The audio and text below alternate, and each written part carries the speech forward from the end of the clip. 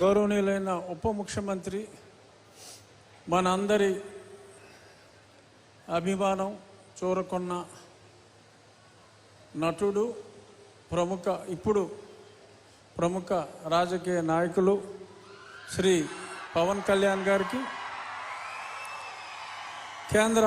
సహాయ మంత్రి, నాకు మంచి మిత్రులు శ్రీనివాసవరం గారికి, ఇంకా వేదిక ఇక్కడ స్థానిక శాసనసభ్యులు అమాత్యులు కందుల దుర్గేష్ గారికి, వేదికను అలంకరించిన ఇతర నా సహచర ఎమ్మెల్యేలు, ఎమ్మెల్సీలు,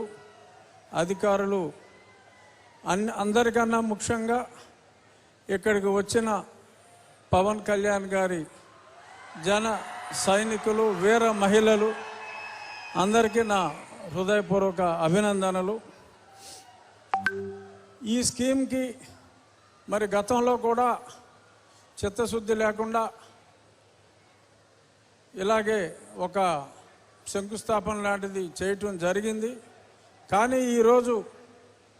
పవన్ కళ్యాణ్ గారు ఈ ప్రాంతానికి ప్రధాన సమస్య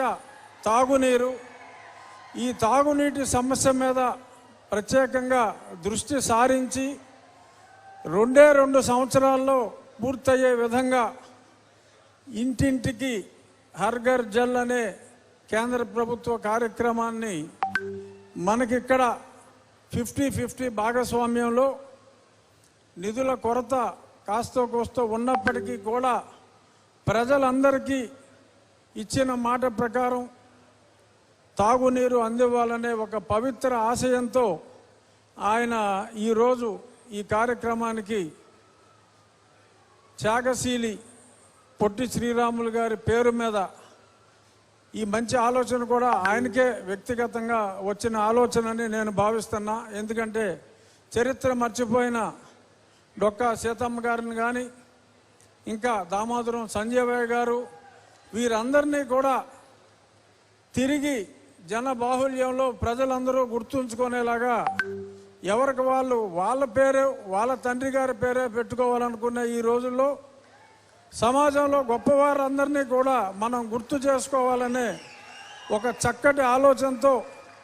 అమరజీవి పొట్టి శ్రీరాములు గారి పేరు మీద ఈ జలధార, ఈ జీవధార కార్యక్రమం శంకుస్థాపనలో వారితో పాటు కలిసి పాల్గొనటం నా అదృష్టంగా భావిస్తూ, ఈ స్కీమ్లో బిగ్గెస్ట్ బెనిఫిషియరీ నా నియోజకవర్గం, ఉండి నియోజకవర్గం. చేపల చెరువుల వలన చుట్టూ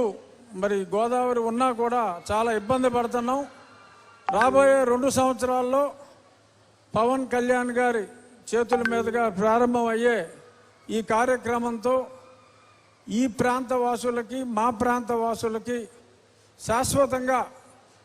తాగునీటి సమస్య పరిష్కారం ఖచ్చితంగా అవుతుంది. సర్ ఆర్థర్ కాటన్ని ఎలాగా మన గోదావరి జనం గుర్తుపెట్టుకుంటారో అలాగే కొన్నిదల పవన్ కళ్యాణ్ గారిని కూడా మేము ఎన్నటికీ మర్చిపోం, గుర్తుపెట్టుకుంటామని చెప్పి ప్రజలందరి తరఫున ఉప ముఖ్యమంత్రి గారికి తెలియజేస్తూ, thank you very much sir, thanks a lot, ధన్యవాదాలు.